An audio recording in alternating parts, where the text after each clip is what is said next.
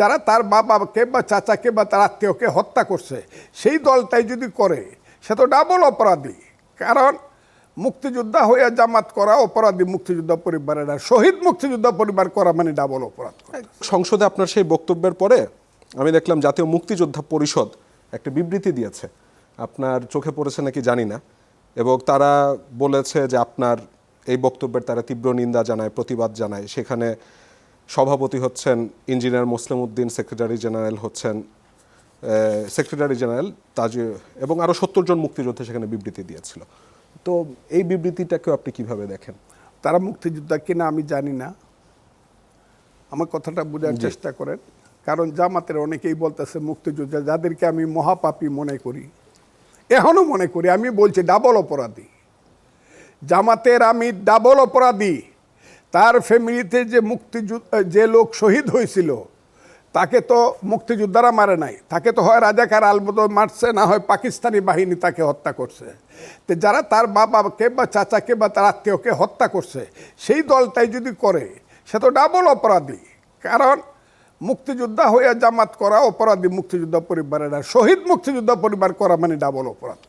এখন জামাত তো একটা রাজনৈতিক দল, উনি ওনার মতন করে ভেবেছেন যে আমি এই রাজনৈতিক দলে যাই, সমস্যা কি ফজলু ভাই? সমস্যা নাই, শুধু অপরাধী হিসাবে পাতায় ইতিহাসের খাতায় চিহ্নিত হয়ে থাকবে, কোনো সমস্যা নাই। এটা হবে, দিস টাইম উইল কাম। জামাত তো স্বাধীন সার্বভৌম বাংলাদেশে তো বিশ্বাস করে। কোনটা জামাত এখন তো স্বাধীন সার্বভৌম বাংলাদেশে বিশ্বাস করে, তা আমি জানি না। তবে বাংলাদেশে বিশ্বাস করে তার রাজধানী হবে রাওয়ালপিন্ডি, আর কি বাংলা স্থান। সম্প্রতি আপনার সংসদে আরেকটি বক্তব্য আমি শুনছিলাম, যেদিন আপনি বলছিলেন যে কিছু কিছু মানুষ আছে যারা বলে যে ফুটবল খেলা দেখা যাবে না, ব্রাজিলের খেলা দেখা যাবে না, আর্জেন্টিনার খেলা দেখা যাবে না, তারা বর্বরতার দিকে দেশকে নিয়ে যেতে চায়। এরা কারা, কাদের কথা বলছেন আপনি? স্বাধীনতা বিরোধী শক্তির যারা এখনকার সময় পর্যন্ত স্বাধীনতা বিরোধী যারা ছিল, যে দল ছিল, এক নম্বর হলো 93,000 পাকিস্তানি, তারা মানুষকে হত্যা করছে। এবং এটা লেখা আছে 16ই ডিসেম্বরের চুক্তিতে লেখা আছে, তাদের সহযোগী মুসলিম লীগ, জামাত, নেজাম, আলবদর, রাজাকার, আল শামস, তাদের যে পরবর্তী বংশধর এখনও যারা বলতে পারে নাই যে আমার বাপরে মুক্তিযোদ্ধারা পানিতে ফেলায় মেরে ফেলছিল, আমার দাদারে অতে নিয়ে এই মাটি চাপা দিছিল, ওই যে মুক্তিযুদ্ধে যারা এই জেদটা যাদের মধ্যে প্রতিহিংসাটা মুক্তিযুদ্ধের প্রতি বা মুক্তিযোদ্ধাদের প্রতি রয়ে গেছে, আমি তাদের কথা বলছি। এরা যদি বলে ফেলতো যে না আমরা সব ভুলে গেছে, আমাদের পূর্বপুরুষ ভুল করে গেছে, আমরা বাংলাদেশ মানি, তাইলে আমার কোনো কথা ছিল না। আমি কিন্তু বলছে তো, বলে নাই, উপহাস করছে।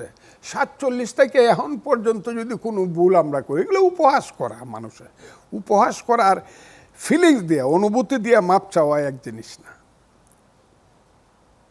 আজকে তাদের শক্তি আছে কালের কারণে। যদি অ্যাডমিনিস্ট্রেটিভ শেল্টার তাদের না থাকে এবং আন্তর্জাতিক চক্রান্তের গুটি যদি তাদের হাতে না থাকে, এখনো হু আর দেয় ইন বাংলাদেশ, তারা কয় পার্সেন্ট? ওই জামাত তো 32% ভোট পেয়েছে কিন্তু এবার। কোনটা? এই যে এই লাস্ট ইলেকশনে 32% ভোট কিন্তু পেয়েছে। হ্যাঁ পেয়েছে, মানে আমি না করি না, এখন এর অফিসিয়াল ভোটটা 32% পাইছে।